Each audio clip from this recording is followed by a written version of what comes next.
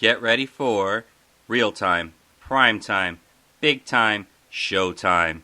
It's edible honesty time. And in the meantime, get ready for your favorite partner in crime, your host, one of the greatest talkers of all time, the king of edible honesty, the eighth wonder of the world, Andrew the Giant. Hey, my, hot, rockin' apple pie. Let's get down and let's talk about the ins and outs of the food industry. My name is Andrew, I'm your host, and I am ready to rock, so let's cut right into it, because today we will be discussing one of the greatest edible injustices in the United States of America. Ladies and gentlemen, may I present to you the American supermarket.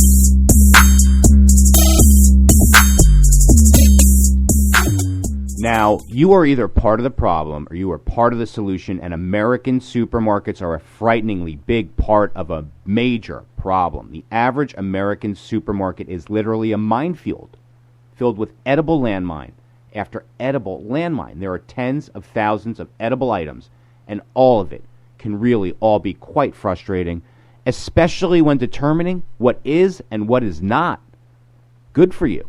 Now, granted, a few edible items can help strengthen your body or even your mind, and those 20 items can stay. However, the majority of the edible items located within an American supermarket are simply designed to turn your body into an unmanageable mush. And as for your mind, well, the object is simple: to have the entire American supermarket consuming public powerless. And we are powerless against edible brainwashing. See the rising weight scales of America. That being said, I declare that as of right now, all American supermarkets must be re-explored, reimagined, repurposed, and reconfigured, and post-haste.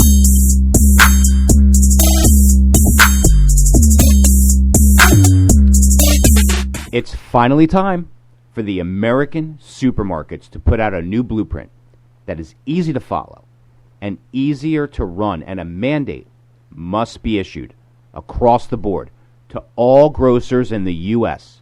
that prevents them from paying homage to edible pitfalls like sugary cereals and packaged breads.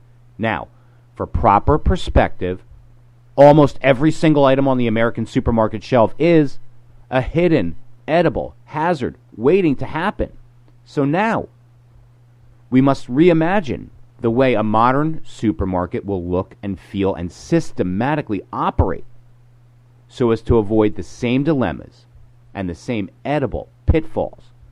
And so, starting right now, all American supermarkets shall dramatic pause, ensure that their consumers can make better, healthier, more reasonable, responsible choices by simply carrying healthier, more sustainable items like local produce and ones without plastic stickers.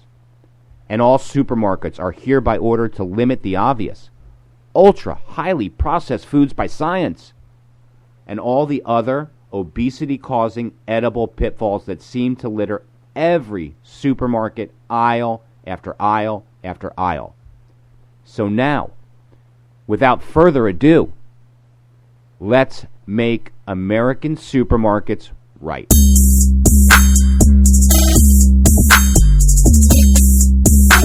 So pass the beer nuts, Hillary, Norman Peterson, and let's talk genetically modified supermarket turkey. You see, in the early days, before the advent of the supermarket, food items and dry goods were hand-collected by an assistant. However, that process was quite expensive and also quite lengthy, especially when you consider that every individual item would be slowly, carefully, attentively, individually wrapped. Why, a simple trip to the butcher shop alone could take well over an hour. It's like what Marco Polo said to his wife. Hey, are you crazy? I just traveled 10,000 miles from China to bring this spaghetti. You want me to go back for meatballs?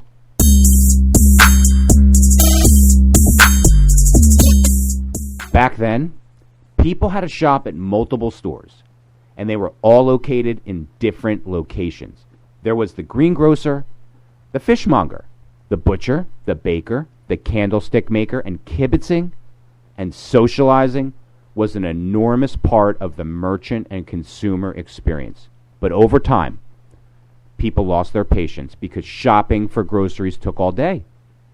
And then someone had to unload the food, and then someone had to prep the food, and then someone had to cook the food, and then someone had to clean the food. And good Lord, I feel like I'm dying.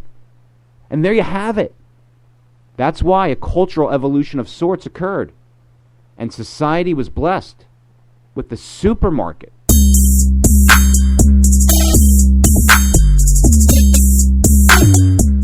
Now, by definition, a supermarket is a self-service shop, offering a wide variety of food, beverages, and household products organized into sections. The supermarket typically has aisles for meat, produce, dairy, baked goods, and aisle space is even reserved for canned and packaged goods, etc. Great concept. Horrific execution.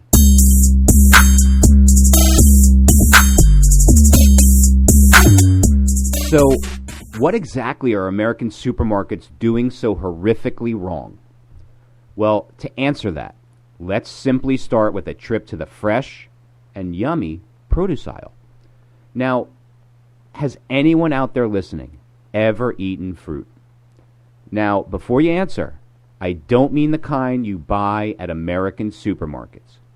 I mean real fruit, the kind that actually spoils. Fruit so sublime, you're moved to write a poem. D.H. Lawrence, in a poem famously entitled Figs, wrote that every fruit has its secret, and Figs begins with a beautiful, comprehensive description about the proper way to eat a fig.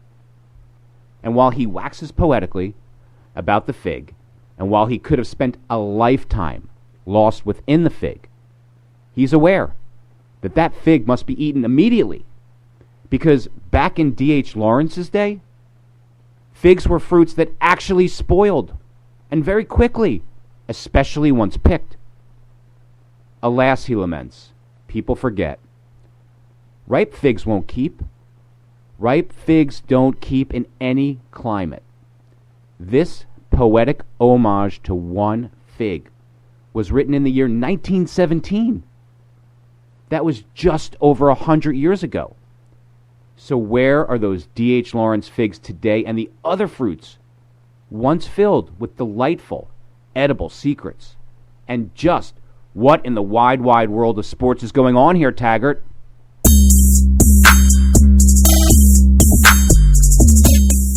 Well, today, due to their extremely delicate nature, those figs are long gone, so no poems will ever be written about them again. However, the good news is that they've been replaced by Americanized, lab-created, weaponized sticker fruit that simply refuses to age. Holy sticker fruit, Batman. And you've seen the sticker fruit, and you've eaten the sticker fruit, because sticker fruit is all they sell in American supermarkets. Yummy, fresh, ageless, seasonal, just don't ask which one, fruit that has been bred scientifically and specifically to unnaturally endure an exceptionally long journey, like spending a year of your life online at the DMV kind of long. And those bred just for supermarket fruits, if you can really call them fruits, have been so genetically mutated and so highly altered and so much worse, just so any American supermarket shopper can take home a perfectly looking piece of supersized supermarket super sticker fruit, or phrased another way, special, bewitched supermarket magic wishing apples, where all your dreams come true. Now make a wish and take a bite, said the evil queen to Snow White.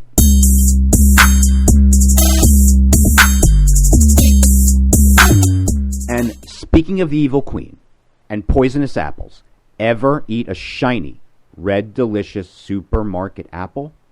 Because recently, the New York Apple Growers Association suggested not to.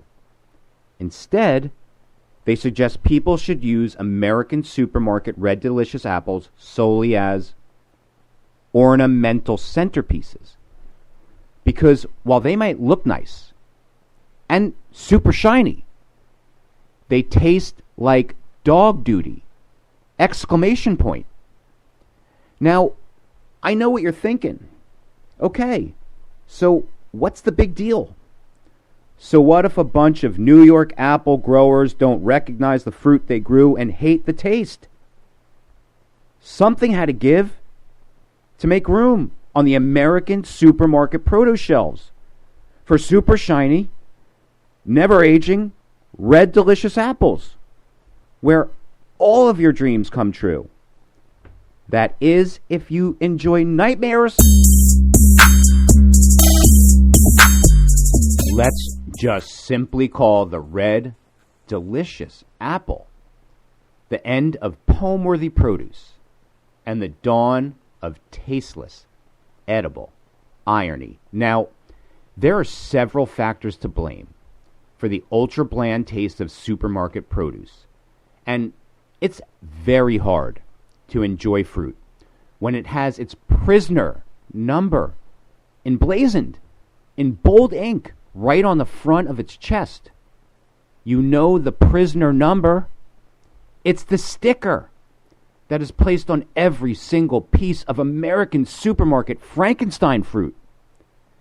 And there it sits on the shelf of every single American supermarket. Prisoner number 4015. Prisoner number 4011. I would rather they place an enormous skull and crossbones on the front of every single piece of sticker fruit that sits in every American supermarket, because at least the skull and crossbones would be accurate and less offensive than prisoner number 4015. So take that, Nick Naylor.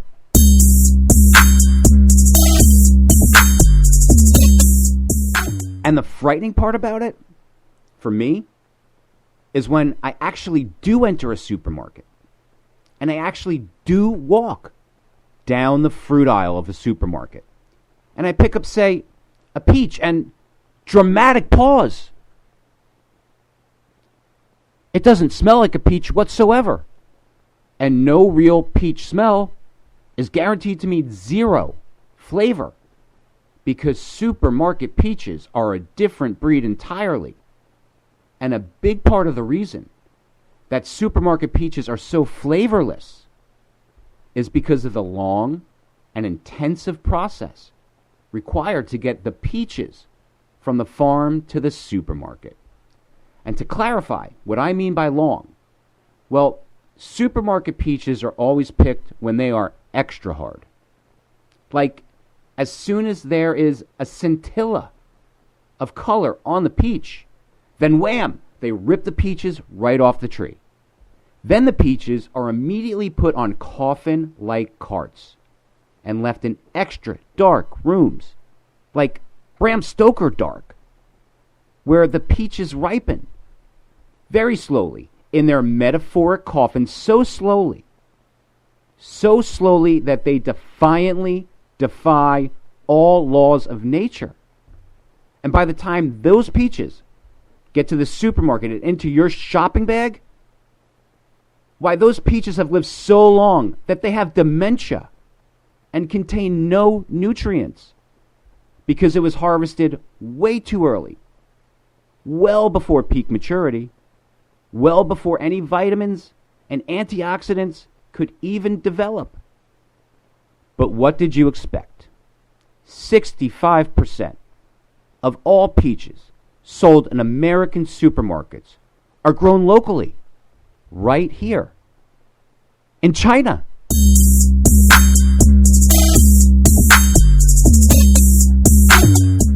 And now, a shout out to my favorite celebrity listener, Matt Damon. Hey, Matt Damon, do you like apples? Well, I got her phone number. How do you like them apples? Because American supermarkets are not selling apples. They are selling something akin to apples. So, Matt, think of American supermarket apples as the cubic zirconium of the American supermarket fruit world. All the apples sold are super shiny. Just don't bite into them because they are not the real thing. You see, the average supermarket apple sits in a warehouse for an average of 12 months. And at best, an apple that has been stored for nearly a year will have almost zero antioxidants and nutrients. Fact. But now, these 1-year-old, nutrition-free apples, why they must get circulated to all the American supermarkets. And who knows how long that could take. Suffice to say, investigative evidence showed that on average, an apple in an American supermarket is easily 15 months old. And apples that are far past their expiration date can really be quite hazardous and super unsafe to eat. Expired apples can cause nausea, bleeding ulcers, and increase your risk of cancer, making it of paramount importance to know how to tell when the supermarket apple you're about to consume is actually expired, because a large percentage are.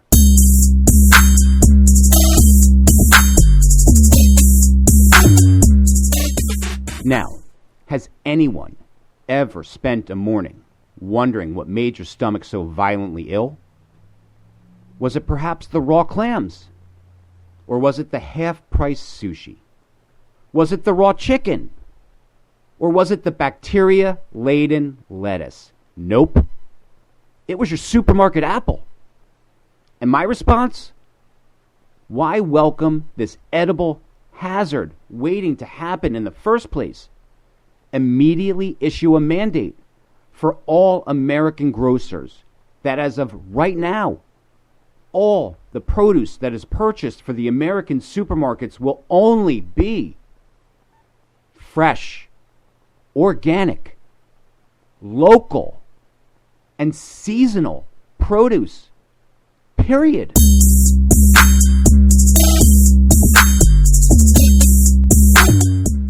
And now, another shout out to my favorite celebrity listener, Matt Damon. I'll ask you one more time. So, Matt, how do you like them supermarket apples now? Well, I guess it would all depend on when that apple was actually picked. 14 months ago. Wow, that is fresh. For a marriage, perhaps. But for produce, 14 months is criminally insane and disgustingly unnatural and definitely not fresh. Not even close. It's like what Rose on the Golden Girls said, and I'm paraphrasing. My mother always used to say, the older you get, the better you get. Unless you're a banana. Because, let's face it, fruit flies love aging bananas.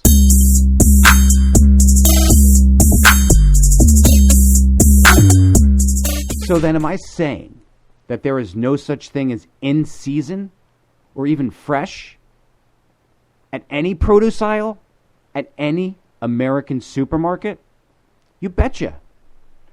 Not unless it's, well, which season? Rabbit season?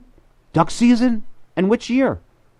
Because Elmer Fudd, American supermarkets really only purchase produce from factory farmers who can supply them year-round with one-stop shopping produce. So American supermarkets will not purchase locally grown produce for a few months out of the year, or even a few weeks, or even a few days. And almost every single piece of fruit that we eat from an American supermarket is produced from somewhere like South America, or even better, China. And crops that are grown far away from their destination accumulate an enormous eco footprint when they travel.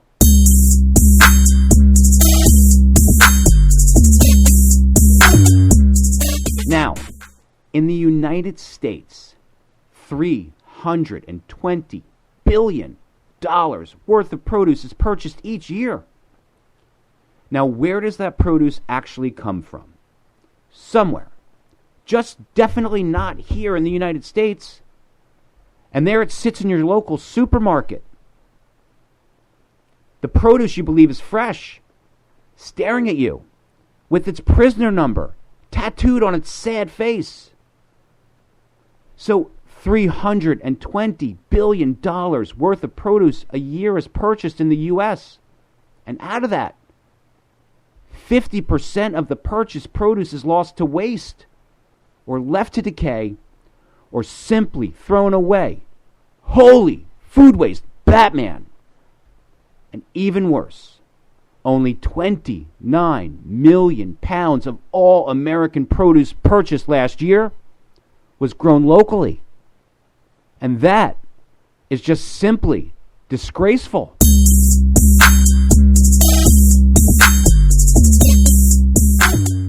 First off, all American supermarkets must be mandated and forthwith to only provide fresh, local produce that is actually in season. This will immediately eliminate a ton of waste. Now, this also means that all American supermarkets will no longer be purchasing edible produce items like blueberries 365 days a year, because blueberries are only in season 3 months out of a year. And that's from early June to late August. And with a simple mandate in place like that, well, finally, a sustainable food system can be established for all American supermarkets that provides healthier food that actually meets current food needs while creating a myriad of local, healthy, happy, thriving American ecosystems that are now manageable and sustainable and capable of providing food aplenty for generations to come with minimal negative impact to the environment.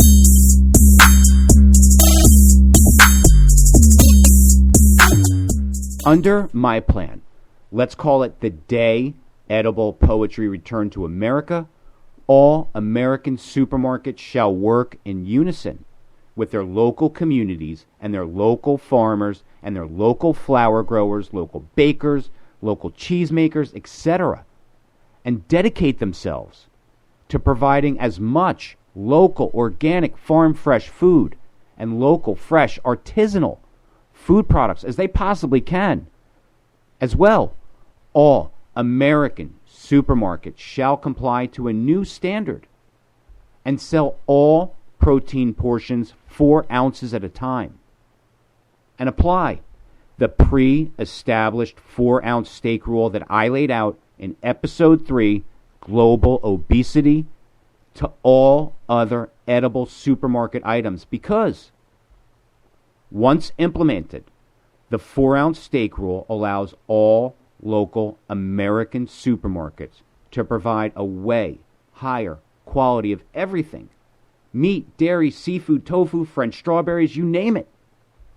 And that new quality, that high standard, will be for every single American supermarket consumer across the board, regardless of socioeconomic status. Because finally, the focus will be off nutrition-free, edible, hazard, waiting to happen quantity American supermarket food, and quality of our American supermarket food over quantity of our American supermarket food must be the American supermarkets' mantras as they charge into the future. So now, all edible items shall shrink down in portion size and clearly reflect what a daily portion is. And supermarkets shall ensure that their consumers make better choices by carrying healthier, more sustainable items, and ones without plastic stickers. And aisle space will be limited for the obvious, all obesity-causing edible pitfalls like ultra highly processed foods.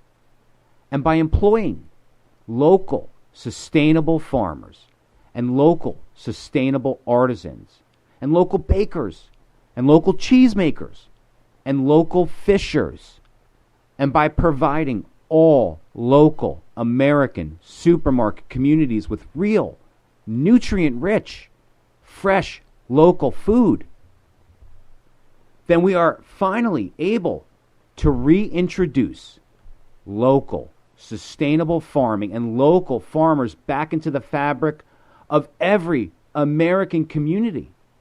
And now, all American supermarkets instantly become positive agents of global climactic change.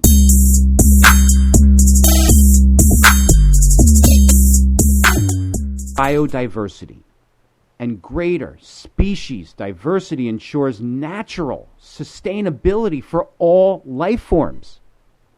And by conserving our scarce water resources and helping all American communities rebuild healthy soil through composting and planting cover crops. And most importantly, under my The Day Edible Poetry Return to America plan, the American supermarkets will become shining examples and a global model for taking a big chunk out of local childhood and adult obesity. And now, those magic slippers will take you home in 2 seconds.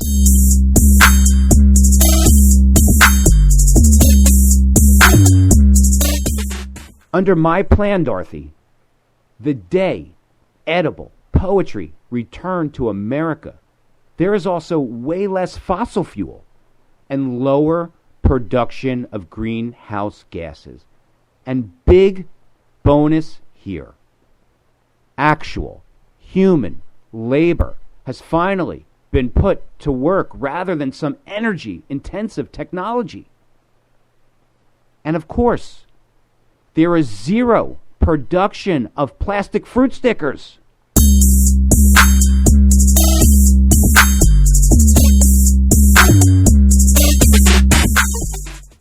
And speaking of fruit, the chocolate that is sold in supermarkets and marketed via Madison Avenue is not fruit, but instead pure candy, all about added fat and added sugar.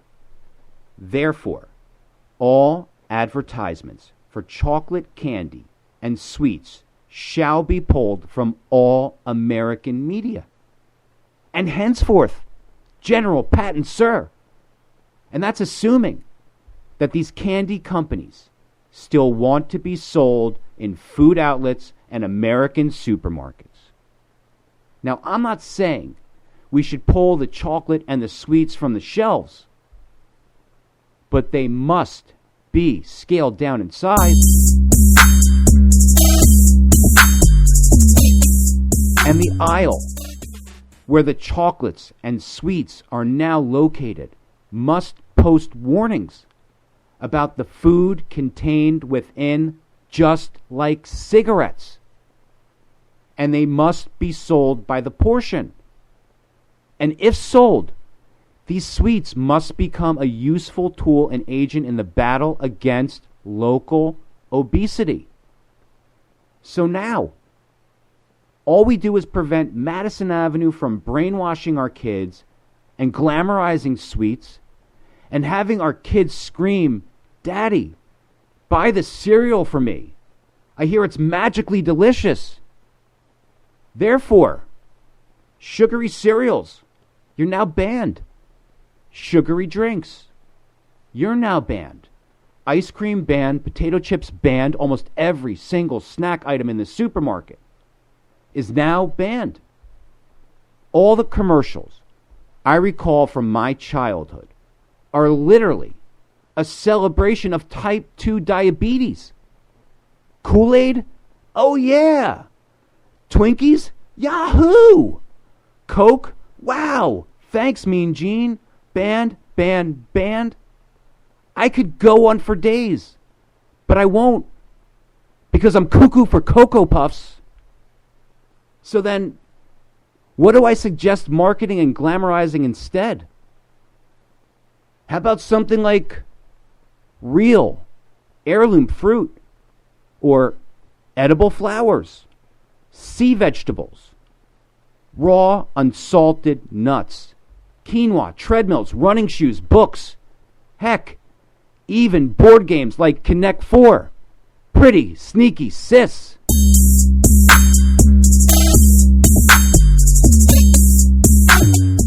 In fact, any and all food items that are ultra highly processed are just simply banned from any and all forms of advertising as well, and there is no explanation needed. You can still remain in the supermarkets. However, you will no longer be at eye level, and you will be regulated to a specific aisle that posts warnings about the food located within, just like cigarettes. Think about it. Eradicating global obesity requires new solutions, and American supermarkets must lead that charge. And they must become positive agents of change in the fight against local childhood and adult obesity by reversing their course and dedicating themselves to bringing back simpler, healthier, stronger, smarter, happier, safer American communities.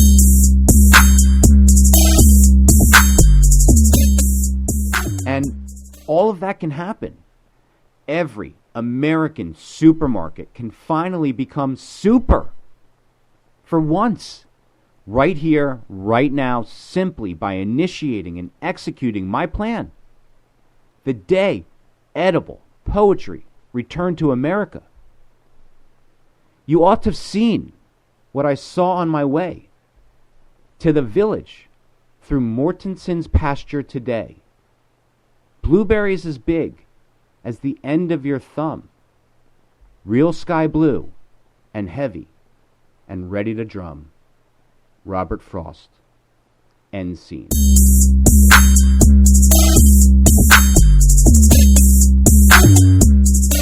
So that's it.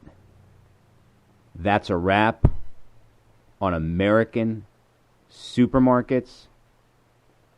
But tune in next time when I discuss the rise of edible intellectual property and I answer the age-old question of what came first, the American chicken or the egg?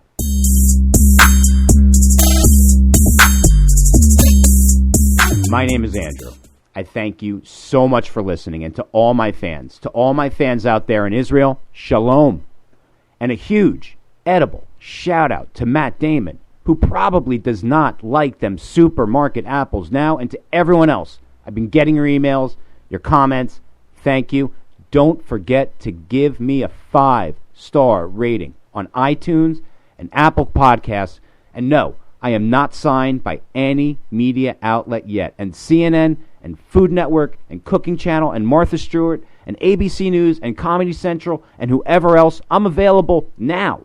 So get in contact with me and let's work out a deal and let's get edible honesty what it deserves. A syndicated platform. So get ready to tune in for next episode for more edible honesty. Same edible time. Same edible station.